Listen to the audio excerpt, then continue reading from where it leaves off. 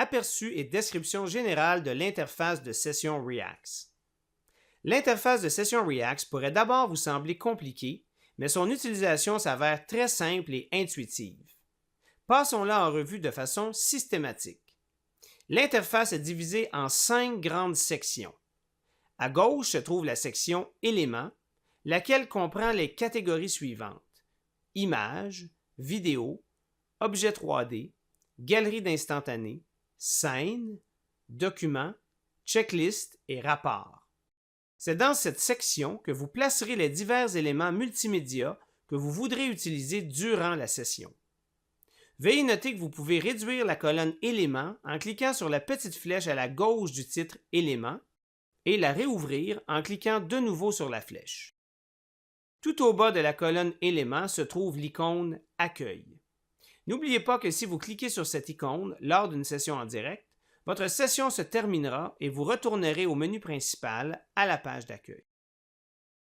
À la droite de l'écran se trouve la section Actions, laquelle se divise également en diverses catégories, dont Ajouter une scène, Face-à-face, Session, Transfert de fichiers et Paramètres. Certaines catégories varieront selon le mode que vous utilisez, soit session en direct ou mode autonome. Cette caractéristique est expliquée de façon plus approfondie dans le tutoriel sur les actions.